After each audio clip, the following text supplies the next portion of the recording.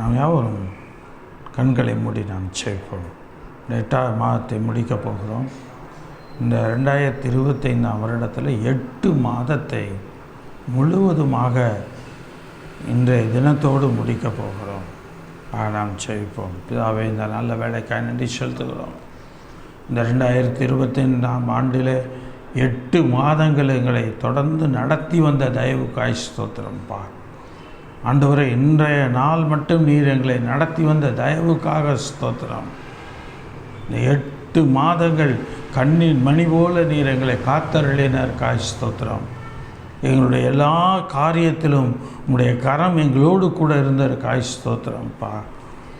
எங்களுக்கு ஜீவனை நீர் கொடுத்து எங்களுக்கு சுகத்தையும் பலத்தையும் கொடுத்து கர்த்தர் எங்களை நடத்தி வந்த தயவுக்காய் ஸ்தோத்திரம். கர்த்தர் எங்கள் தேவைகளையெல்லாம் சந்தித்ததற்காய் ஸ்தோத்திரம். ஆண்டவரே, இந்த தொடங்க போகிற நாளைய தினத்தில் தொடங்க போகிற புதிய மாதத்தில் புதிய ஆசீர்வாதத்தையும் புதிய நன்மைகளையும் பெற்றுக்கொள்ளுகிறவர்களாக இந்த 8வது மாதம் வரைக்கும் கிடைக்காத இல்லது இதுவரைக்கும் நடக்காத எல்லா அதிசயங்கள் எல்லா நன்மைகள் இந்த வரப்போகிற 9வது மாதத்தில் நாளைய தினத்திலிருந்து கிடைக்க கர்த்தர் அனுக்கிரகம் பண்ண வேண்டுமாய் கூட நாங்கள் ஜெபிக்கிறோம். நீர் தொடர்ந்து நீர் பொறுப்பெடுத்து கொள்ளும், நீர் காத்து கொள்ளும், வழி நடத்தும், ஆசீர்வதியும். இயேசுவின் நாமத்தில் ஜெபிக்கிறோம் ஜீவனுள்ள பிதாவே, ஆமென். கர்த்தருடைய பரிசுத்த நாமத்துக்கு மகிமை உண்டாவதாக. இன்றைய நாளுடைய செய்தியின் தலைப்பு, நொறுங்குண்ட இருதயம் உள்ளவர்களிடத்தில் கர்த்தர் வாசம் பண்ணுகிறார். நொறுங்குண்ட இருதயம் உள்ளவர்களிடத்தில் கர்த்தர் வாசம் பண்ணுகிறார். எனக்கு அருமையான தேவனுடைய பிள்ளைகளே, நொறுங்குண்ட இருதயம் என்பது ஒரு நிகழ்வு, விரும்பத்தகாத ஒரு நிகழ்வு அல்லது ஏற்றுக்கொள்ளப்பட முடியாத ஒரு நிகழ்வு நடந்திருக்குமானால் இந்த இருதயம் தாங்க முடியாது. இந்த இருதயத்தில் தாங்கக்கூடிய சக்தி இல்லாமல் அந்த இருதயமானது அங்கே சிதைத்துக்கப்பட்டிருக்கும். அதுதான் நொறுங்குண்டு போகுதல், மன சிதைவு என்று சொல்வார்கள். எனக்கு அருமையான தேவனுடைய பிள்ளைகளே, எசாயா தீர்க்கதரிசியின் புஸ்தகம் 57ஆம் அதிகாரம் 15ஆம் வசனத்தை நான் வாசிக்கிறேன். எசாயா 57:15. நித்தியவாசியும் பரிசுத்தர் என்கிற நாமம் உள்ளவருமாகிய மகத்துவமும் உன்னதமுமானவர் சொல்லுகிறார், உன்னதத்திலும் பரிசுத்த ஸ்தலத்திலும் வாசம் பண்ணுகிற நான் பணிந்தவர்களின் ஆவியை உயிர்ப்பிக்கிறதற்கும் நொறுங்கினவர்களின் இருதயத்தை உயிர்ப்பிக்கிறதற்கும் நொறுங்குண்டு பணிந்த ஆவியுடையவிடத்திலும் வாசம் பண்ணுகிறேன் என்று கர்த்தர் சொல்லுகிறார். ஆக தேவன் நொறுங்குண்ட இருதயம் உள்ளவரிடத்தில் வாசம் பண்ணுகிறவராய் இருக்கிறார். தேவன் வாசம் பண்ணுகிறார். எங்கே வாசம் பண்ணுகிறவர்? உன்னதத்திலும் பரிசுத்த ஸ்தலத்திலும் வாசம் பண்ணுகிற உன்னதமானவர். அவர் இம்மன சிதைவு அடைந்த நொறுங்குண்ட இருதயம் உள்ள அவரிடத்தில் வாசம் பண்ணுகிறார். அந்த இருதயத்தில் அவர் வாசம் பண்ணுகிறார். இந்த 57ஆம் அதிகாரம் எசாயா தீர்க்கதரிசியிலே நீதிமானுடைய ஆசீர்வாதமும் துன்மார்க்கனுடைய சமாதானமின்மையும் குறித்து சொல்லப்பட்டு வருகிறது. இந்த நீதிமானை குறித்து சொல்லப்பட்டு வருகிற அந்த நிலையில் தேவனுடைய மகத்துவம் நீதிமானிடத்தில் எப்படி விளங்குகிறது? இந்த நீதிமான் ஒருவேளை நொறுங்குண்டு போயிருக்கிறான், அவன் இருதயம் நொறுங்குண்டு போயிருக்குமானால் தேவன் அவன் இருதயத்திலே வாசம் பண்ணுகிறவராய் இருக்கிறார். கர்த்தர் அவன் இருதயத்திலே வாசம் பண்ணி அவனுக்கு பெரிய காரியங்களை செய்கிறவராய் இருக்கிறார். எனக்கு அருமையான தேவனுடைய பிள்ளைகளே, 14ஆம் வசனத்தை நீங்கள் வாசித்து பாருங்கள். 14, வழியை உயர்த்தி உயர்த்தி அதை செம்மைப்படுத்தி இடரல்களை என் ஜனத்தின் வழியிலிருந்து எடுத்து போடுங்கள். கர்த்தர் இங்கே சொல்லுகிறார், வழியை உயர்த்தி உயர்த்தி அதை செம்மைப்படுத்தி. வழியை உயர்த்துங்கப்பா, உயர்த்தி உயர்த்தி என்ன செய்யணுமா? அதை செம்மைப்படுத்துங்க. வழியை உயர்த்துவதோடு மாத்திரமல்ல, அதை செம்மைப்படுத்துங்க. அதோடு கூட அல்ல, இடரல்களை என் ஜனத்தின் வழியிலிருந்து எடுத்து போடுங்கள். ஆக எவன் இருதயம் நொறுங்குண்டு போகிறான், இடரல்களை தன் வாழ்க்கையில் சந்திக்கிறவன், அநேக தடுமாற்றங்களை தன் வாழ்க்கையில் சந்திக்கிறவன், அநேக காரியங்களை செய்வது தெரியாமல் தவிக்கிறவன், என்ன செய்வதென்று தெரியாமல் தன் இருதயத்தில் தவிக்கிறவன், இதை எப்படி நாம் கடந்து போவோம், இதை எப்படி நாம் கடந்து மேற்கொள்வோம் என்று சொல்லி தவிக்கிற துடிக்கிற இருதயம் உள்ளவன், அவனிடத்திலே தேவன் வாசம் பண்ணுகிறார். எப்படி வாசம் பண்ணுகிறார்? வழியை உயர்த்தி உயர்த்தி செம்மைப்படுத்த வைத்து இடரல்களையெல்லாம் எடுத்து போட சொல்லி உன்னதங்களிலும் பரிசுத்த பர்வதத்திலும் வாசம் பண்ணுகிற கர்த்தர் நொறுங்கின இருதயம் உள்ளவர்களிடத்தில் வாசம் பண்ணுகிறார். எனக்கு அருமையான தேவனுடைய பிள்ளைகளே, கர்த்தர் சொல்லுகிறார், நான் எப்போதும் வழக்காட மாட்டேன். 16ஆம் வசனம், நான் எப்போதும் வழக்காட மாட்டேன், நான் என்றைக்கும் கோபமாய் இருப்பதும் இல்லை. ஏனென்றால் ஆவியும் நான் உண்டு பண்ணின ஆத்துமாக்களும் எனக்கு முன்பாக சோர்ந்து போகுமே. ஆக இங்கே தேவன் சொல்லுகிறார், ஏனென்றால் ஆவியும் நான் உண்டு பண்ணின ஆத்துமாக்களும் என் முகத்துக்கு முன்பாக சோர்ந்து போகுமே என்று சொல்லி சொல்லுகிறார். ஆக தேவனுக்கு விருப்பமில்லை ஆண்டவர் உண்டு பண்ணின அந்த ஆவி, ஆண்டவர் உண்டு பண்ணின அந்த ஆத்துமா சோர்ந்து போவதை தேவன் விரும்புவது கிடையாது. அப்போ எப்போ அந்த ஆத்துமா சோர்ந்து போகிறது? எப்பொழுது அந்த ஆவி சோர்ந்து போகிறது? இருதயத்திலே தடுமாற்றம் உண்டாகும் பொழுது, இடரல் உண்டாகும் பொழுது. ஆக தேவன் அந்த இடத்துல வழக்காடுகிறவராய் அல்ல, தேவன் அந்த இடத்துல உணர்வு அடையும்படி தேவன் செய்கிறார். அவர் சொல்லுகிறார், சோர்ந்து போகுமே, நான் அவர்களோடு வழக்காடுவேன் என்று சொன்னால் சோர்ந்து போய் விடுவார்களே என்று சொல்லி அவர் சொல்லுகிறார். எனக்கு அருமையான தேவனுடைய பிள்ளைகள், 18ஆம் வசனத்தில் பாருங்கள், நான் அவர்கள் வழிகளை நான் பார்த்து அவர்களை குணமாக்குவேன், அவர்களை நடத்தி திரும்பவும் அவர்களுக்கு துக்கப்படுகிறவர்களுக்கும் ஆறுதல் அளிப்பேன். ஆக யார் துக்கப்படுகிறார்களோ அவர்கள் நொறுங்குண்ட இருதயம் உள்ளவர்களாய் இருக்கிறார்கள். அவர்களுக்கு தேவன் ஆறுதலை கொடுக்கிறார். எப்பொழுது ஆறுதல் அந்த நொறுங்குண்ட இருதயத்துக்கு கிடைக்கும்? தேவன் அந்த இருதயத்திலே வாசம் பண்ணும் பொழுது. அந்த இருதயத்திலே வாசம் பண்ணுவார் என்று சொன்னால் கண்டிப்பாக அந்த இருதயத்துக்கு அந்த இடத்துல ஒரு சமாதானம் இருக்கும், அங்கே ஆறுதல் இருக்கும். அந்த கடைசி வசனத்தில் தேவன் சொல்லுகிறார், துன்மார்க்கனுக்கு சமாதானம் இல்லை என்று தேவன் சொல்லுகிறார். ஆக யாருக்குங்க தேவன் ஆறுதலை கொடுக்கிறார்? நொறுங்குண்ட இருதயம் உள்ளவர்களுக்கு. எப்படி ஆறுதல் கொடுக்கிறார்?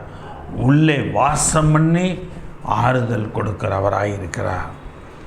சங்கீதத்தின் புஸ்தகம் 34ஆம் அதிகாரம் 18ஆம் வசனம். சங்கீதம் 34:18.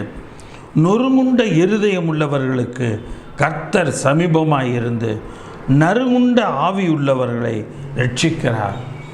நொறுங்குண்ட இருதயம் உள்ளவர்களுக்கு கர்த்தர் சமீபமாயிருந்து, நொறுங்குண்ட இருதயம் உள்ளவர்களுக்கு கர்த்தர் சமீபமாயிருக்கிறார்.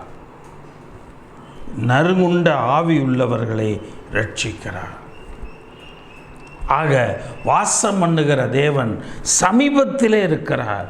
அவர் வாசம் பண்ணுவதற்கு, ஆண்டவரே நீர் என் இருதயத்திற்குள் வந்து நீர் வாசம் பண்ணும் அப்பா, நீர் வாசம் பண்ணினால்தான் எனக்கு சமாதானம், நீர் வாசம் பண்ணினால்தான் எனக்கு ஆறுதல், எனக்கு புது பலன், புது உற்சாகம் கிடைக்கும் ஆண்டவரே, நீர் எனக்குள் வாசம் பண்ணும் ஆண்டவரே, நீர் சமீபமாய் இருக்கிறீர், நீர் எனக்குள் வாசம் பண்ணும் என்று சொல்லி கேட்க வேண்டும்.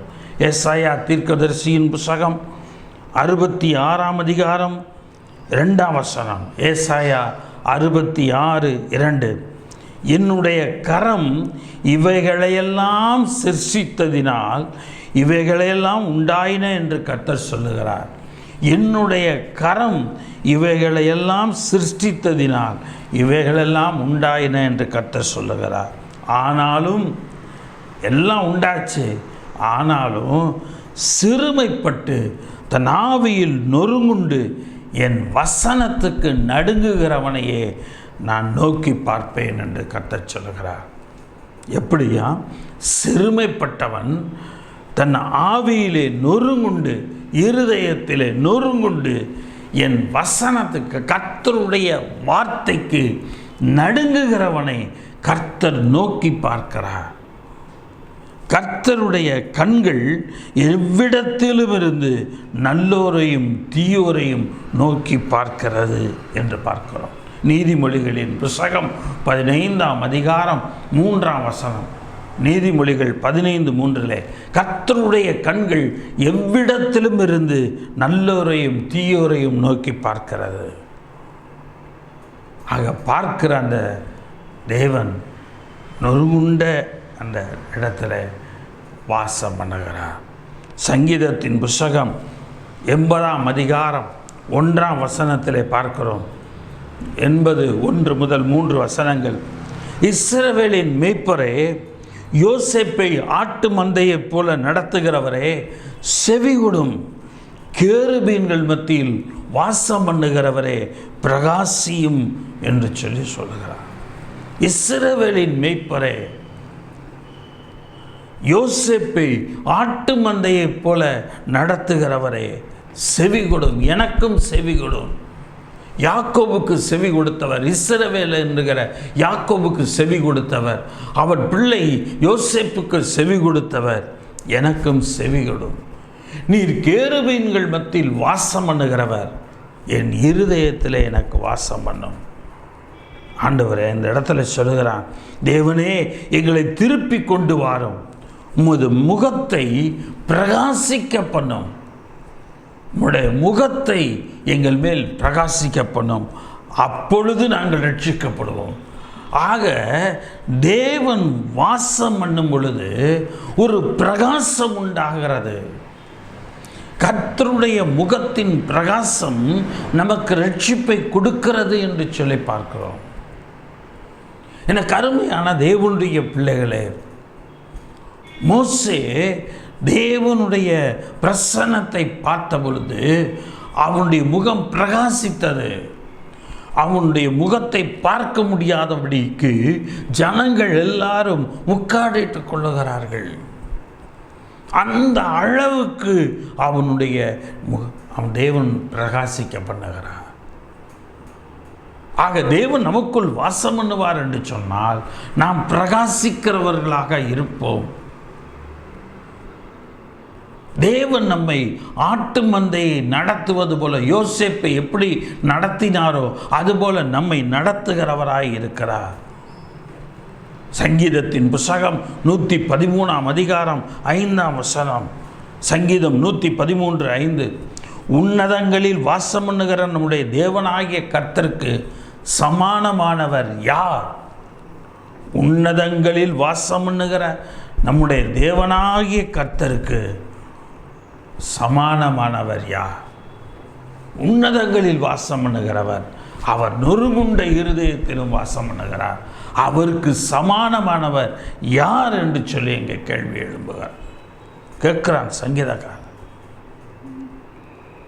அவரை யாரோடு ஒப்பிட முடியாது, அவரை யாரோடும் சமமாக பார்க்க முடியாது.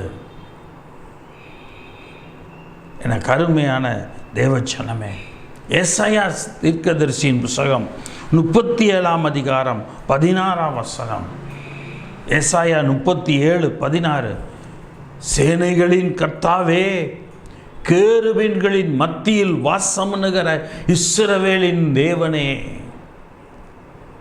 கேருபீன்களின் மத்தியில் வாசம் பண்ணுகிற இஸ்ரவேலின் தேவனே.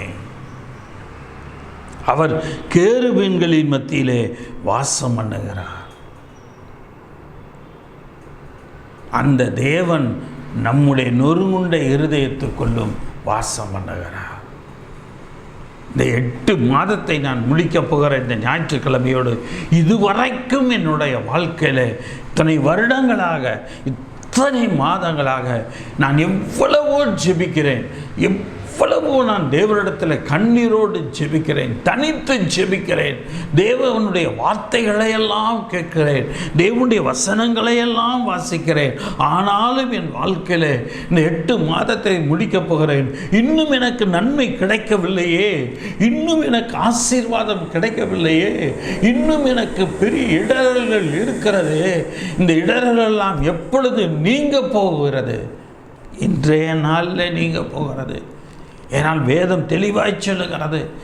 ஏசாயா 57:14 வழியை உயர்த்தி உயர்த்தி செம்மைப்படுத்தி இடரல்களை எடுத்து வழியிலிருந்து எடுத்து போடுங்கள் என்று கர்த்தர் சொல்லுகிறார்.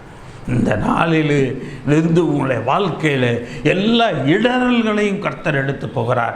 எது இதுவரைக்கும் நடக்காமல் இருந்ததோ உங்கள் வாழ்க்கையில் அந்த காரியங்கள் இன்று முதல் நடக்கிறதாக மாறப்போகிறது. இந்த காரியத்தினால் நொறுங்குண்ட இருதயத்தோடு கண்ணீரோடு இத்தனை நாட்களாக ஜெபித்தீர்கள் இல்லையா? உங்களுடைய இருதயத்தில் கர்த்தர் இந்த நாளிலே வாசம் பண்ண போகிறார். கேருபீன்கள் மத்தியில் வாசம் பண்ணின தேவன் உங்கள் உள்ளத்திலே வாசம் பண்ண போகிறார். உங்கள் உள்ளத்திலே வாசம் பண்ணுகிறவராயிருக்க போகிறார். உன்னதங்களில் வாசம் பண்ணுகிற தேவன் உங்களில் வாசம் பண்ண போகிறார். ஆக உங்கள் நொறுங்குண்ட இருதயத்திலே அவர் வாசம் பண்ண போகிறார். வாசம் பண்ணி அவர் சொல்ல போகிறார், வழியை உயர்த்து உயர்த்து. இந்த 9வது மாதம் நாளைய தினத்திலிருந்து என் பிள்ளைக்கு வழியை உயர்த்தி உயர்த்தி செம்மைப்படுத்தி இடர்களையெல்லாம் எடுத்து வழிகளை செவ்வைப்படுத்துங்கள். என் பிள்ளை ஒரு புதிய மாதத்துக்குள் நுழைய போகிறான். என் மகள் ஒரு புதிய மாதத்துக்குள் நுழைய போகிறாள். அவளுக்கு எல்லா ஆசீர்வாதங்களும் கிடைக்க வேண்டும். நொறுங்குண்ட இருதயத்தோடு இருக்கிறார். நான் அவளுக்குள் வாசம் பண்ணுகிறேனே. நான் ஆசீர்வாதத்தின் தேவனாயிருக்கிறேன். நான் சமாதானத்தின் தேவனாயிருக்கிறேன். நான் சமாதான பிரபுவாயிருக்கிறேன். அப்படி இருக்கும் பொழுது என் மகள் என் மகன் எப்படி சமாதானம் இல்லாமல் வேதனையோடு இருக்கிறான், அவனுக்கு நான் சமாதானத்தை கொடுப்பேன். அவனுக்கு நான் இளைப்பாறுதலை கொடுக்க வேண்டும். ஆகவே நான் அவனுக்குள் வாசம் பண்ணுவேன். இதுவரைக்கும் தடைகளில் இருந்தது எல்லா இடரல்களையும் எடுத்து போட அவனுக்குள் உங்களுக்குள் வாசம் பண்ணுகிறவராயிருக்கிறார். அந்த தேவன் அங்கே இருக்கிறார். சங்கீதத்தின் சகரியா தீர்க்கதரிசியின் புத்தகம் 2 அதிகாரம் 10-11 வசனங்களை பார்க்கிறோம்.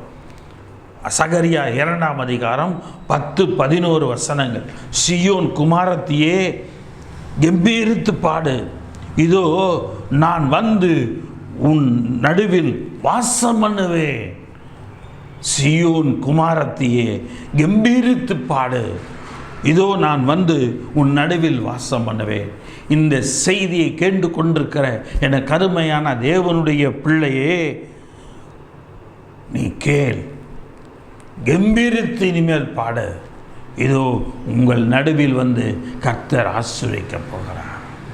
உங்கள் நடுவில் வந்து அவர் வாசம் பண்ண போகிறார். உங்களுடைய வாழ்க்கை மாறப்போகிறது. அந்நாளிலே அநேக ஜாதிகள் கர்த்தரை சேர்ந்து என் ஜனமாவார்கள். நான் உன் நடுவில் வாசமாயிருப்பேன். எல்லாரும் உன்னோட சேருவாங்க. நான் உன் நடுவில் வாசமாக இருந்தால் போதும். உனக்கு எதிராளியாக இருந்தவன் இப்போ எல்லாருமே சரி, பொறாமை உள்ளவன், எரிச்சல் உள்ளவன், எல்லாருடைய காரியங்களும் மாறி போய் அவங்கெல்லாம் உன்னோட வந்து சேருவாங்க. ஏன் தெரியுமா? நான் உன் நடுவில் வாசம் பண்ண போகிறேன். உன் நடுவில் என்று சொன்னால் உன் இருதயத்தில் நான் வாசம் பண்ண போகிறேன். அதுதானே நொறுங்குண்டு போய் இருக்கிறது, அதுதானே வேதனையோடு இவ்வளோ இருக்கிறது. நான் அங்கே வாசம் பண்ண போகிறேன். எனக்கு சகரியா தீர்க்கதரிசியின் புத்தகம் 8ஆம் அதிகாரம் 3ஆம் வசனத்தை பாருங்கள். சகரியா 8:3, நான் சீயோனிடத்தில் திரும்பி எருசலேமின் நடுவிலே வாசம் பண்ணுவேன். நான் சீயோனிடத்தில் திரும்பி, அந்த இடத்துல உங்கள் பேரை போட்டுக்குங்க. இந்த செய்தி கேட்குற கர்த்தருடைய பிள்ளைகளாகிய உங்களிடத்தில் திரும்பி உங்கள் நடுவிலே அவர் வாசம் பண்ணுவார். உங்கள் வீட்டின் நடுவிலே வாசம் பண்ணுவார். உங்கள் இருதயத்தின் நடுவிலே வாசம் பண்ணுவார். நீங்கள் வேலை செய்கிற ஸ்தலத்திலே உங்கள் இடத்திலே வாசம் பண்ணுவார். கர்த்தர் வாசம் பண்ணுகிறவராயிருக்கிறார். நம்முடைய தேவன் எப்படி உங்களுக்குள் வாசம் பண்ண போகிற தேவன், நமக்குள் வாசம் பண்ண போகிற தேவன் எப்படிப்பட்டவர் தெரியுமா? 1 தீமோத்தேயு புத்தகம் 6ஆம் அதிகாரம் 16ஆம் வசனம் சொல்லுகிறது. 1 தீமோத்தேயு 6:16, ஒருவராய் சாவாமை உள்ளவரும் சேரக்கூடாத ஒளியில் வாசம் பண்ணுகிறவரும். ஒருவராய் சாவாமை உள்ளவரும், அவருக்கு முடிவே கிடையாது. சாவாமை உள்ளவரும் சேரக்கூடாத ஒளியில் வாசம் பண்ணுகிறவர். அவர் சொல்லுகிறார், உன் இருதயத்தில் நான் வாசம் பண்ணுவேன். நொறுங்குண்டு இருக்கிற உன் இருதயத்தில் நான் வாசம் பண்ணுவேன். இன்றோடு உன் வாழ்க்கை மாறுகிறது. இன்றோடு உன் வாழ்க்கையில் மாற்றங்கள் உண்டாகிறது. இந்த நொறுங்குண்ட இருதயத்திற்கு ஆண்டவர் வாசமாக இருந்து என்ன செய்ய போகிறார்? முதலாவது காரியம், நொறுங்குண்ட இருதயம் உள்ளவர்களுக்கு காயம் கட்டுகிறார். இந்த வாசம் பண்ணுகிற தேவன் நொறுங்குண்ட இருதயம் உள்ளவர்களுக்கு காயம் கட்டுகிறார். முதலாவது காரியம், ஏசாயா தீர்க்கதரிசியின் புத்தகம் 61ஆம் அதிகாரம் 1ஆம் வசனம். ஏசாயா 61:1, கர்த்தராகிய தேவனுடைய ஆவியானவர் என் மேல் இருக்கிறார். சிறுமைப்பட்டவர்களுக்கு சுவிசேஷத்தை அறிவிக்க கர்த்தர் என்னை அபிஷேகம் பண்ணினார். கர்த்தராகிய தேவனுடைய ஆவியானவர் என் மேல் இருக்கிறார். சிறுமைப்பட்டவர்களுக்கு சுவிசேஷத்தை அறிவிக்க கர்த்தர் என்னை அபிஷேகம் பண்ணினார். இந்த அபிஷேகத்தின் விளைவு, இருதயம் நொறுங்குண்டவர்களுக்கு காயம் கட்டுகிறார்.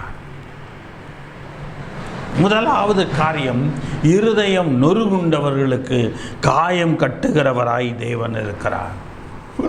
சிறைப்பட்டவர்களுக்கு விடுதலையும், கட்டுண்டவர்களுக்கு கட்டவிழ்த்தலையும் கூறவும், கர்த்தருடைய அனுக்கிரக வருஷத்தையும் நம்முடைய தேவன் நீதியை சரிகட்டும் நாளையும் கூறவும், துயரப்பட்ட அனைவருக்கும் ஆறுதல் செய்யவும்.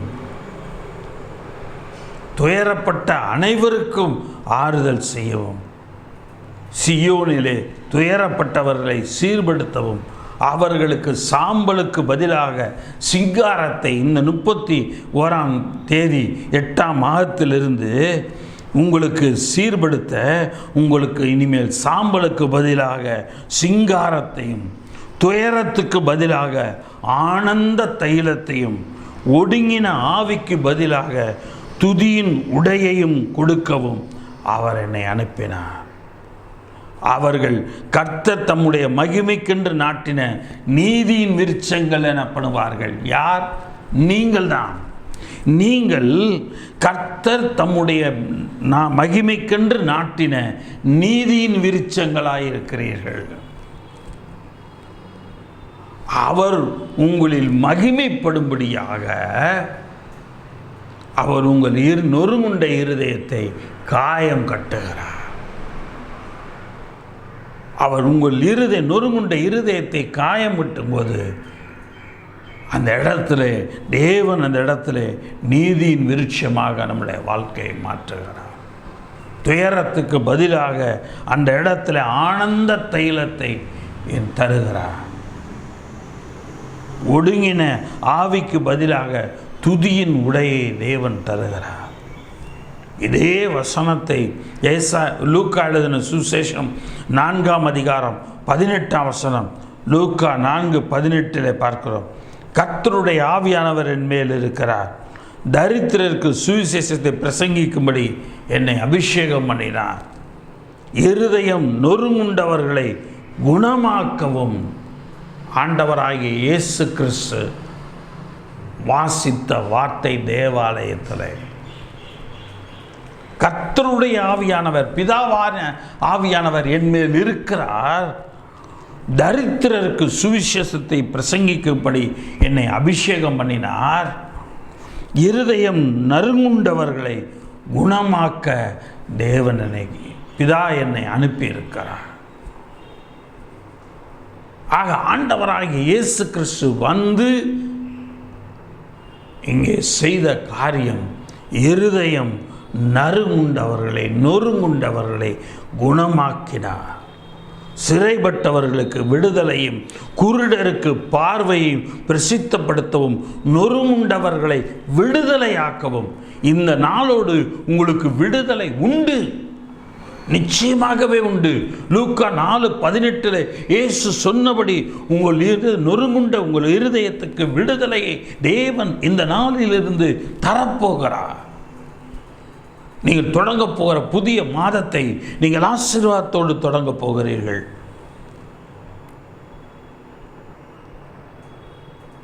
என கருமையான தேவனுடைய பிள்ளைகளே, ஆண்டவராகிய தேவன் ஒரு ஓமையை சொல்லுவார். லூக்கா எழுதின சுசேஷம் 10ஆம் அதிகாரம் 30-37 வசனங்கள் வரைக்கும் அங்கே ஒரு ஓமை அங்கே சொல்லியிருப்பார். இயேசு அந்த இடத்துல எருசலேமிலிருந்து எரிகோவுக்கு போகையில் கள்ளர் கையிலே அகப்பட்டான். ஒரு மனுஷன் எருசலேமிலிருந்து எரிகோவுக்கு போகையில் கள்ளர் கையில் அகப்பட்டான். அவர்கள் அவன் வஸ்திரங்களை உரிந்து கொண்டு அவனை காயப்படுத்தி குற்றுயிராக விட்டு போனார்கள். அவனை வழியில் அப்படியே கீழே போட்டுட்டு போயிட்டாங்க. அவன் வஸ்திரங்களை எல்லாம் எடுத்து கொண்டார்கள்.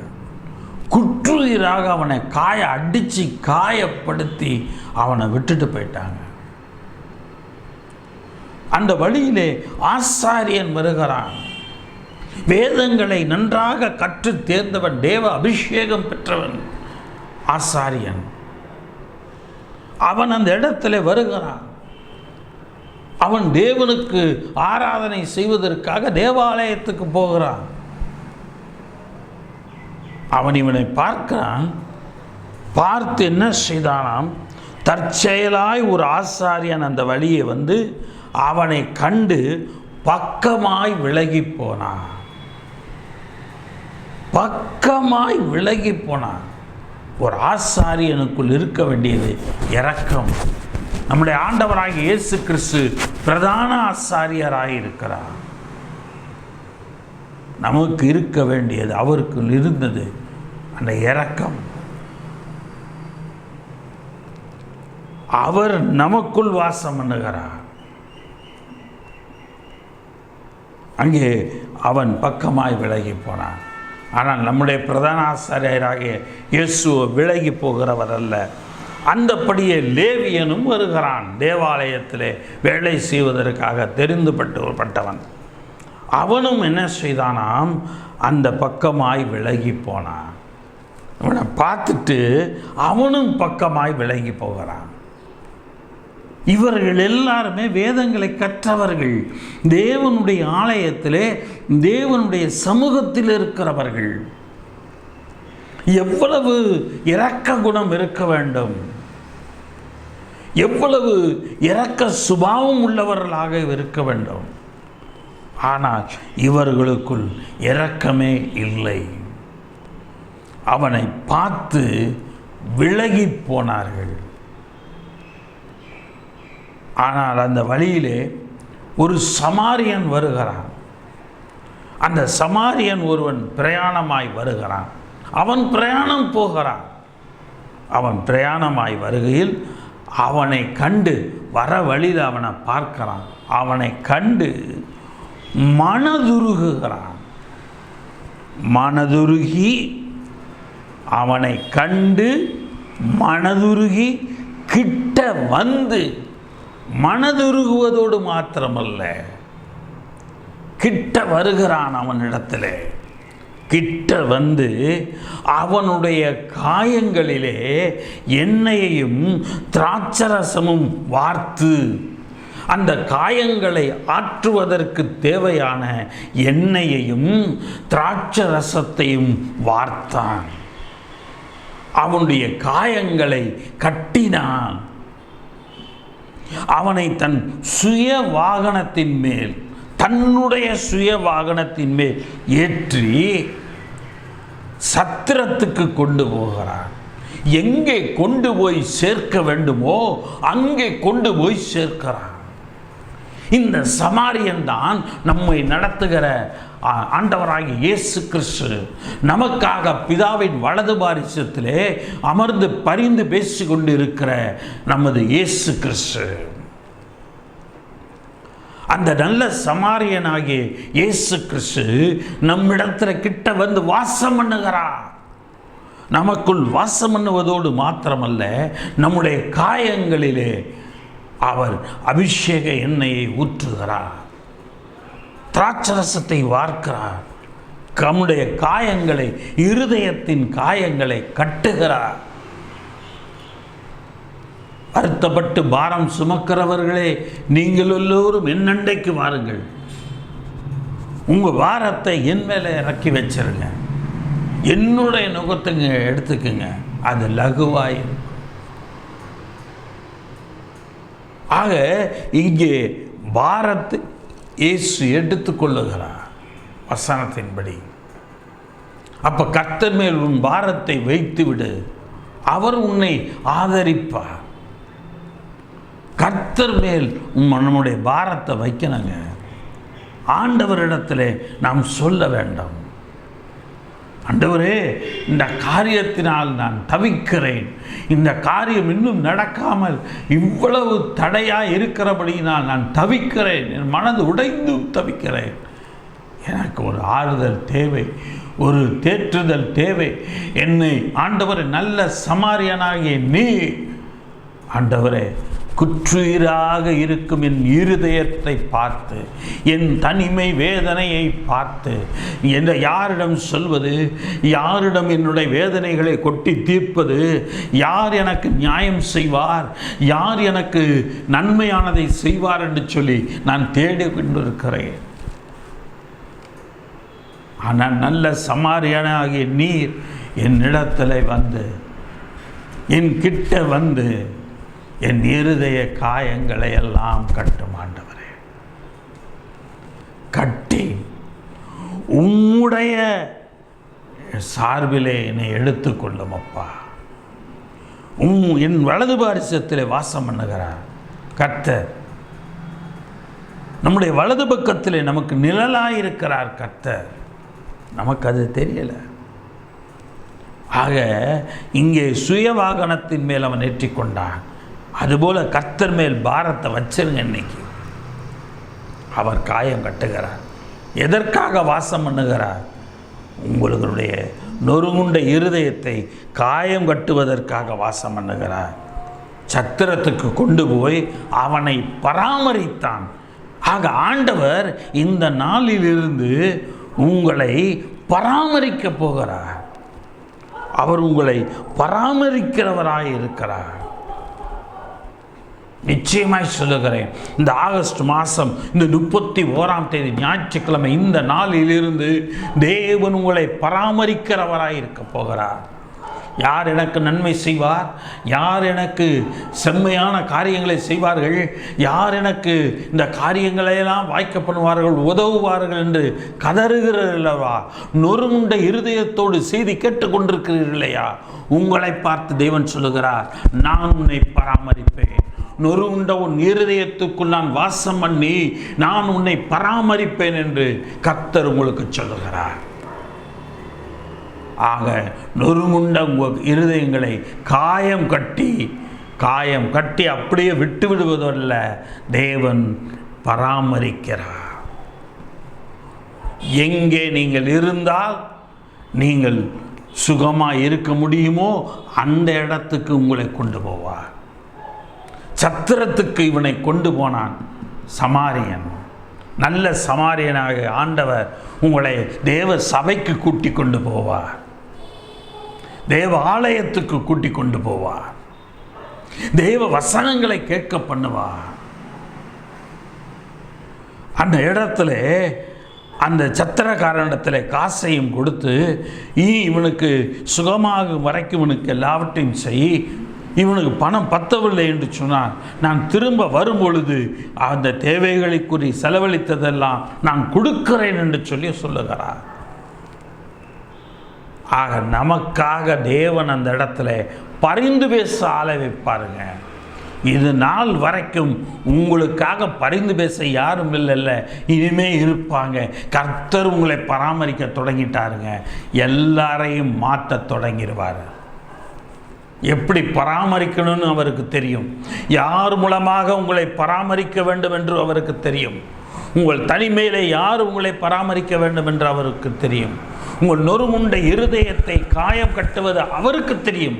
எந்த மருந்து கொடுத்தால், எந்த வார்த்தையை கொடுத்தால், எந்த காரியத்தை செய்தால் இவன் இருதயம் குணமாகும் என்று சொல்லி கர்த்தருக்கு தெரியும். அந்த காரியத்தை செய்து உங்கள் காயம் கட்டுவார். அவர் உங்களுக்கு பராமரிக்கிறவராயிருப்பார். இன்றைய நாளிலிருந்து கர்த்தர் உங்களை நொறுங்குண்ட இருதயம் உள்ள உங்களை தேவன் காயம் கட்டுகிறார். இரண்டாவது காரியம், கர்த்தர் வாசம் பண்ணுகிறார். எதற்காக? இருதயம் நொறுங்குண்டவர்களை குணமாக்குவதற்காக. முதலாவது, இருதயம் நொறுங்குண்டவர்களை காயம் கட்டுகிறார். இரண்டாவது, இருதயம் நொறுங்குண்டவர்களை குணமாக்குகிறார். காயம் கட்டுவதோடு மாத்திரமல்ல, குணமாக்குகிறவராயிருக்கிறார். சங்கீதத்தின் புஸ்தகம் 147ஆம் அதிகாரம் 3ஆம் வசனம். சங்கீதம் 147:3. இருதயம் நொறுங்குண்டவர்களை குணமாக்குகிறார், அவருடைய காயங்களை கட்டுகிறார். இருதயம் நொறுங்குண்டவர்களை குணமாக்குகிறார். இருதயம் நொறுங்குண்டவர்களுக்கு குணம் கொடுக்கிறார். காயம் கட்டுகிறார், அதை அப்படியே குணமாக்குகிறார். நல்ல குணத்தை தேவன் குணமாக்குதலை உங்களுக்கு கொடுப்பாருங்க. நல்லதெல்லாம் இனிமேல் நடக்கும், நல்லதெல்லாம் நடக்கும், குணமாக்குவாருங்க. வசனம் அப்படி தானே சொல்லுது. அவர்களுடைய காயங்களை கட்டுகிறார். அவர் காயம் கட்டுவதை உங்களை குணமாக்குவதற்கு தானே, உங்களை குணமாக்குவதற்காக தானே அவர் காயங்களை கட்டுகிறார். ஆக இரண்டாவது காரியம், நொறுங்குண்ட இருதயம் உள்ளவர்களை தேவன் குணமாக்குகிறார். சங்கீதம் 30ஆம் அதிகாரம் 2ஆம் வசனம். சங்கீதம் 30ஆம் அதிகாரம் 2-3ஆம் வசனம். என் தேவனாகிய கர்த்தாவே, உம்மை நோக்கி கூப்பிட்டேன், என்னை நீர் குணமாக்கினேன். என் தேவனாகிய கர்த்தாவே, உம்மை நோக்கி கூப்பிட்டேன், என்னை நீர் குணமாக்கினேன். கர்த்தாவே, நீர் என் ஆத்மாவை பாதாளத்தில் இருந்து ஏற பண்ணி நான் குழியில் இறங்காதபடி என்னை உயிரோடே காத்தேன். வருதா? என் தேவனாகி கர்த்தாவே, நான் உம்மை நோக்கி கூப்பிட்டேன், நீர் என்னை குணமாக்கினீர். எப்படி குணமாக்குனீர் தெரியுமா? நம்ம ஆத்மாவை பாதாளத்திலிருந்து ஏற பண்ணி குழியில் இறங்காதபடி உயிரோடு இன்னும் மட்டும் காத்து வந்திருக்கிறார். இனியும் காக்க போகிறார், இனியும் காக்க போகிறார். குழியில் இறங்காதபடிக்கு தேவன் உயிரோடை காத்தார். சங்கீதத்தின் புஸ்தகம் 6ஆம் அதிகாரம் 2ஆம் வசனம், சங்கீதம் 6:2, என்மேல் இரக்கமாயிரும் கர்த்தாவே, நான் பலனற்று போனேன். என்மேல் இரக்கமாயிரும் கர்த்தாவே, நான் பலனற்று போனேன். என்னை குணமாக்கும் கர்த்தாவே, என் எலும்புகள் நடுங்குகிறது. சங்கீதக்காரன் அங்கே அவன் அனுபவத்தை சொல்லுகிறான். என்னை குணமாக்கும் கர்த்தாவே, என் எலும்புகளெல்லாம் நடுங்குகிறது. காரணம், என் இருதயம் நொறுமுண்டபடியினாலே, எனக்கு குணமாக்குதல் இல்லாதபடியினாலே நான் நடுங்குகிறேன். என் ஆத்மா மிகவும் வியாகுலப்படுகிறது. ஆத்மா மிகவும் வியாகுலப்படுகிறது. எனக்கு அருமையான தேவனுடைய பிள்ளைகளே, சங்கீதத்தின் புஸ்தகம் 103ஆம் அதிகாரம் 3ஆம் வசனத்தில் பார்க்கிறோம். அதற்கு மருந்தாக சங்கீதம் 6:2க்கு மருந்தாக 103ஆம் சங்கீதத்திலே 3ஆம் வசனத்திலிருந்து 5ஆம் வசனம் வரைக்கும் பார்க்கிறோம். அவர் உன் அக்கிரமங்களை எல்லாம் மன்னித்து உன் நோய்களை எல்லாம் குணமாக்கி. ஆக அந்த நோய் குணமாக்குவதற்கு எது தடை? அக்கிரமமோ, அந்த அக்கிரமம் சீல் பிதுக்கப்படுகிறது. ஆழமாக உள்ளே சென்றிருக்கிற சீல் அந்த இது பிதுக்கப்படுகிறது. அதை பிதுக்கி எடுத்து நோய்களையெல்லாம் குணமாக்கி உன் பிராணனை அழிவுக்கு விலைக்கு மீட்டு உன்னை கிருபையினாலும் இரக்கங்களினாலும் இந்த ஆகஸ்ட் 31ஆம் தேதி முதல் முடிசூட்டி நன்மையினால் உங்கள் வாயை இன்றைய தினத்திலிருந்து திருப்தியாக்கப் போகிறார். கழுகுக்கு சமானமாய் உங்கள் வயது திரும்ப வாழ வயது போலாகிறது. நிச்சயமாய் நடக்கும். இந்த 103ஆம் சங்கீதம் 3ஆம் வசனத்திலிருந்து 5ஆம் வசனம் அப்படியே உங்களுடைய வாழ்க்கையில் நடப்பதாக, நம்முடைய வாழ்க்கையில் நடப்பதாக. ஆமேன், ஆமேன், ஆமேன். நடந்தே தீரும். நன்மையினால் நம்முடைய வாயை திருப்தியாக்குகிறார். கழுகுக்கு சமானமாய் நம்முடைய வயது திரும்ப வாழ வயது போலாகிறது. சங்கீதத்தின் புஸ்தகம் 107ஆம் அதிகாரம் 20ஆம் வசனம், சங்கீதம் 107:20, அவர் தமது வசனத்தை அனுப்பி அவர்களை குணமாக்கி. எதை அனுப்பி குணமாக்குறாரு? வசனத்தை அனுப்பி குணமாக்கி அவர்களை அழிவுக்கு தப்புவிக்கிறார்.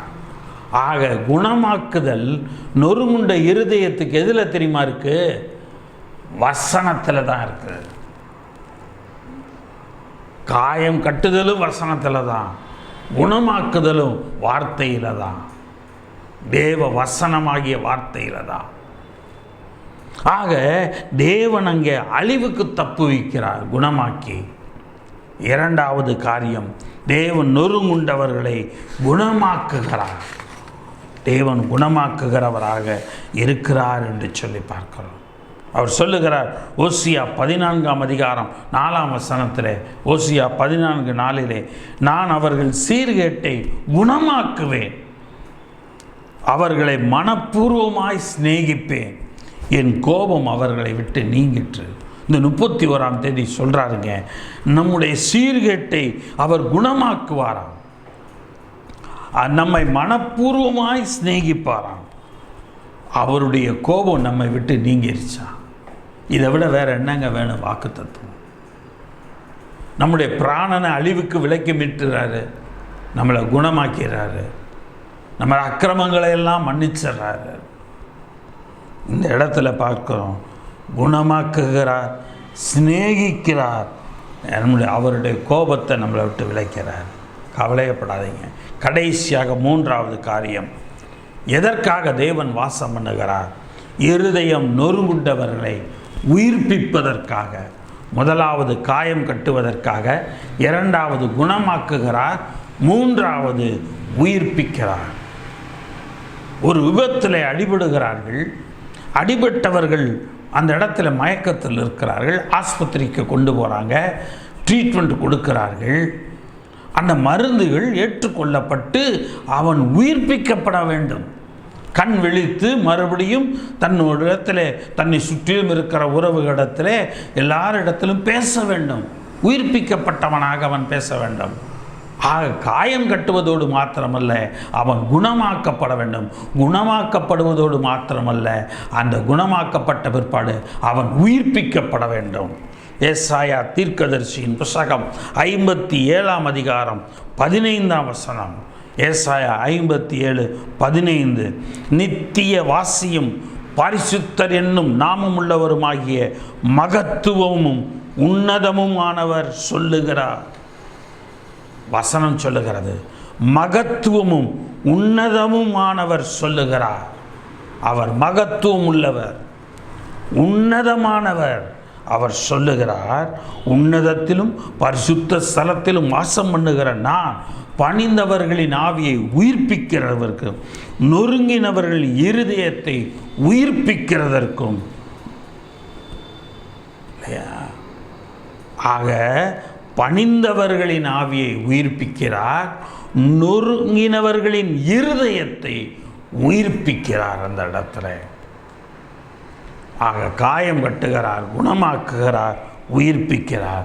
யோவான் எழுதின சுசேஷம் 5 அதிகாரம் 21 வசனம்.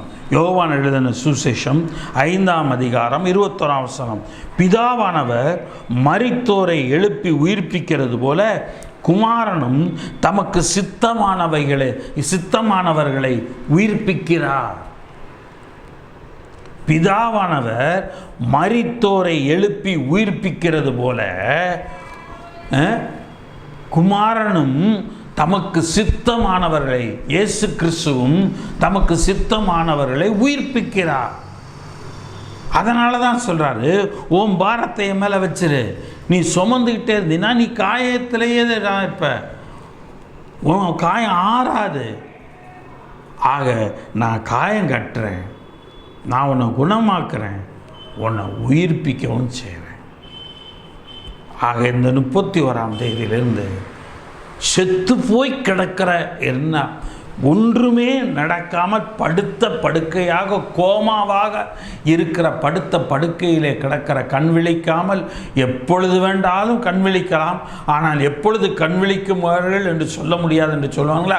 கோமாவில் போயிட்டாங்க, எப்போ கண் விழிப்பாங்கன்னு சொல்ல முடியாது, ஆனால் கண் விழிக்க வாய்ப்பு இருக்கிறது என்று மருத்துவர் சொல்கிறார் இல்லையா, அதுபோல தான். ஆக அப்படி போயிருக்கிற ஆசீர்வாதங்களை தேவன் இந்த நாளிலே நமக்கு உயிர்ப்பிக்கிறவராய் இருக்கிறார். கோமாவில் இருக்கிற ஆசீர்வாதங்களை உயிர்ப்பிக்கிறார். கோமாவில் இருக்கிற உங்களுடைய நன்மைகள், உங்களுக்கு வந்து சேர வேண்டிய நன்மைகளை வராமல் தடை போட்டு இடரலோடு இருக்கல்லையா, அதை தேவன் உயிர்ப்பிக்கிறார். அந்த இடர்களையெல்லாம் நீக்கி போட வைத்து தேவன் உயிர்ப்பிக்கிறார். நன்மைகளை தேவன் உயிர்ப்பிக்கிறார். உபாகமத்தின் புஸ்தகம் 32ஆம் அதிகாரம் 39ஆம் வசனம். உபாகமம் 32:39. நானே அவர், என்னோட வேற தேவன் இல்லை என்பதை இப்பொழுது பாருங்கள். நான் கொல்லுகிறேன், நான் உயிர்ப்பிக்கிறேன் என்று கர்த்தர் சொல்லுகிறார். நான் கொல்லுகிறேன், நான் உயிர்ப்பிக்கிறேன், நான் காயப்படுத்துகிறேன், நான் சொஸ்தப்படுத்துகிறேன். நான் காயப்படுத்துகிறேன், அனுமதிக்கிறேன், ஆனால் நான் தான் சொஸ்தப்படுத்துகிறேன். ஓசியா தீர்க்கதரிசியின் புஸ்தகம் 6ஆம் அதிகாரம் 1-2 வசனங்கள். ஓசியா தீர்க்கதரிசியின் புஸ்தகம் 6ஆம் அதிகாரம் 1-2 வசனங்கள். கர்த்தரிடத்தில் திரும்புவோம் வாருங்கள், நம்மை பீறினார், அவரே நம்மை குணமாக்குவார், நம்மை அடித்தார், அவரே நம்முடைய காயங்களை கட்டுவார். எப்படி சொல்கிறான் பாருங்கள். ஓசியா தீர்க்கதரிசியிலே எப்படி சொல்லப்பட்டிருக்கிறது, கர்த்தரிடத்தில் நாம் திரும்ப வேண்டும். 31ஆம் தேதி நாம் கர்த்தரிடத்தில், எந்த மனுஷன் உதவுவான், எந்த மனுஷன் எனக்கு நன்மை செய்வான் என்று ஏங்குகிற நாம் கர்த்தரிடம் திரும்ப வேண்டும். மனுஷனிடம் திரும்புவதை விட கர்த்தரிடத்தில் திரும்புங்க. ஏனென்று சொன்னால் அவர்தான் பீறுதலை அனுமதித்தார். ஆக அவரே குணமாக்குவார். கீறல்கள் உண்டாக, அதுதான் பீறுதல். நகத்தினால் காயங்கள் வருகிறது இல்லையா, கீறிக்கொள்ளுகிறார்கள் இல்லையா, அந்த காயம் பீறுதல். அவரே நம்மை குணமாக்குவார். அவர் நம்மை அடித்தார், காயம், நம்முடைய காயத்தை கட்டுவார். அவர் தான் நம்ம காயப்படும்படி அவர் அடித்தார். அவரே நம்முடைய காயத்தை கட்டுவார். 2 நாளைக்கு பின்பு அவர் நம்மை உயிர்ப்பிப்பார். 2 நாளைக்கு பின்பு அவர் நம்மை உயிர்ப்பிப்பார். 3ஆம் நாளில் நம்மை எழுப்புவார். இந்த செய்தி கண்டிப்பாக 30ஆம் தேதியே 29ஆம் தேதியும் நீங்கள் இதை கேட்டுருவீங்க. 8 மணிக்கெல்லாம் வந்து ராத்திரி 8 மணிக்கெல்லாம். ஆக 3ஆம் நாள் 1ஆம் தேதியே தேவன் உங்களை எழுப்புவார். 3ஆம் நாளிலே கர்த்தர் உங்களை எழுப்புவார். நீங்கள் கவலைப்படாதீங்க. கர்த்தர் உங்களை ஆசீர்வதிப்பார். 2 நாளைக்கு பின்பு அவர் உங்களை உயிர்ப்பிப்பார். 3ஆம் நாளிலே அவர் நம்மை எழுப்புவார். அப்பொழுது நாம் அவருடைய சமூகத்தில் பிழைத்திருப்போம். ஆக கர்த்தரிடத்தில் திரும்புவோம், நாம் பிழைத்திருப்போம். ஆக எனக்கு அருமையான தேவனுடைய பிள்ளைகளே, கர்த்தர் நொறுங்குண்ட இருதயம் உள்ளவரிடத்தில் வாசம் பண்ணுகிறார். எதற்காக? நொறுங்குண்ட இருதயம் உள்ளவர்கள் காயம் கட்டுவதற்காக, நொறுங்குண்ட இருதயம் உள்ளவர்கள் குணமாக்கப்படுவதற்காக, நொறுங்குண்ட இருதயம் உள்ளவர்கள் உயிர்ப்பிக்கப்படுவதற்காக. ஆக தேவன் இந்த 3 காரியங்களையும் செய்கிறார். கண்களை முடிச்சு வைப்போம். பிதாவே, இந்த நல்ல வேலைக்காய் நடி செலுத்துகிறோம். ஆண்டவரே, இந்த செய்தியின்படி, இந்த கேட்ட இந்த செய்தியின்படி உம்மிடத்தில் திரும்பி வந்திருக்கிறோம் அப்பா. இந்த செய்தி கேட்கிற உடைய பிள்ளைகளும் இடத்துல திரும்பி வந்திருக்கிறார்கள் ஆண்டவரே. ஒரு உடைய வசனத்தை கேட்டிருக்கிறார்கள். அந்த வசனத்தின்படி உம்மிடத்தில் திரும்பி இருக்கிறார்கள் ஆண்டவரே. அந்த வசனத்தின்படி உம்மிடத்தில் வந்து சார்ந்திருக்கிறார்கள் ஐயா. ஆண்டவரே, உம்முடைய பிள்ளைகளின் கண்ணீரை துடைப்பீராக. உம்முடைய பிள்ளைகளுடைய கண்ணீரின் ஜெபத்தை காண்பீராக. கடந்த வருடங்களாக, கடந்த 8 மாதங்களாக ஆண்டவரே, நடந்தேறாத ஆசீர்வாதங்கள், நடந்தேறாத நன்மைகள் உம்முடைய பிள்ளைகளுடைய வாழ்க்கையிலே அவர்கள் கண்ணீர்களை துடைக்கும் வண்ணமாக ஆனந்த தைலத்தால் அபிஷேகம் பண்ணும்படியாக தேவரீர் அவர்கள் கண்ணீர் தேவன்தாம், அவர்கள் தேவனாய் இருந்து அவர்கள் கண்ணீர் யாவையும் துடைக்கிறார் என்ற வார்த்தையின்படி அந்த கண்ணீரை துடைத்து அவர்களை குணமாக்குவீராக. இந்த செய்தி கேட்கிற நம்முடைய பிள்ளைகளுக்கு வர வேண்டிய நன்மைகளை கொடுப்பீராக. அந்த வந்து சேர கர்த்தர் கிருபை செய்வீராக. கொடுக்கப்பட வேண்டிய நன்மைகள் கொடுப்பீராக. இதுவரைக்கும் தடைப்பட்ட இடரலா இருந்த எது கிடைக்க இடரலா எந்த மனுஷன் இருந்தானோ, எந்த காரியம் இடரலா இருந்ததோ, அந்த இடரலை நசரனாகிய இயேசு கிறிஸ்துவின் நாமத்தினாலே எடுத்து போடுகிறேன். இப்பொழுதே கர்த்தர் அவர்தான் இதை அனுமதித்தார். கர்த்தர் நீர் அந்த இடர்களை எடுத்து போடும். இந்த 31ஆம் தேதியிலிருந்து நாளை 3ஆம் தேதி 1ஆம் தேதியிலிருந்து உயிர்ப்பியும் ஆண்டவரே. உம்முடைய பிள்ளைகள் உயிர்ப்பிக்கப்பட்டவர்களாக இருக்கட்டும். கர்த்தர் நீர் ஆசீர்வாதத்திலே நடத்துவீராக. உம்முடைய நன்மையிலே நடத்துவீராக. உம்முடைய பிள்ளைகளை ஒரு நன்மை குறைவிடாதபடி காத்துக்கொள்ளும். கழுகுக்கு சமானமாய் உம்முடைய பிள்ளைகளுக்கு எல்லா ஆசீர்வாதங்களும் பெற்று, எல்லா நன்மைகளும் பெற்று வாழ வயது போல் வாழ்ந்திருப்பார்களாக. கர்த்தர் நீர் இந்த செய்தி கேட்கிற உம்முடைய பிள்ளைகளை ஆசீர்வதிப்பீராக. ஒருவேளை வியாதி பலவீனத்தில் இருப்பார்களானால் நீர் குணமாக்கும், உயிர்ப்பியும் ஆண்டவரே. தொடர்ந்து நீர் நடத்தும், வழி நடத்தும், காத்து கொள்ளும், ஆசீர்வதியும் ஆண்டவரே. உம்முடைய பிள்ளைகள் வர வேண்டிய நன்மைகளை எல்லாம் கிடைக்க பண்ணும். கர்த்தர் பொறுப்படுத்திக் கொள்ளும். துதி கனமகிமையெல்லாம் உமக்கே எடுக்கிறோம். கர்த்தருடைய செம்மைப்பிரமான இயேசுவின் ஜெபிக்கிறோம் ஜீவனுள்ள பிதாவே, ஆமென். என் ஆத்மாவே கர்த்தரை ஸ்தோத்திரி, என் முழுவதுமே அவருடைய பரிசுத்த நாமத்தை ஸ்தோத்திரி. என் ஆத்மாவே கர்த்தரை ஸ்தோத்திரி, கர்த்தர் செய்த சகல உபகாரங்களை மறவாதே, ஆமென். நம்முடைய கர்த்தராகிய இயேசு கிறிஸ்துவினுடைய கிருபை, பிதாவாகிய தேவனுடைய அன்பும், பரிசுத்த ஆவியானவருடைய வழி நடத்தலும், பக்கபலமும் பாதுகாப்பும் நொறுங்குண்ட உங்களுடைய இருதயத்தில் வாசம் பண்ணி, உங்களை உயிர்ப்பிக்க பண்ணி, உங்களை பராமரித்து, உங்களை தேவன் பிழைத்திருக்கச் செய்வாராக. ஆமேன், ஆமேன், ஆமேன். கர்த்தர் உங்களுக்கு காயங்களை கட்டுவார். கர்த்தர் உங்களை குணமாக்குவார். கர்த்தர் உங்களை உயிர்ப்பிப்பார். ஆமேன், ஆமேன், ஆமேன்.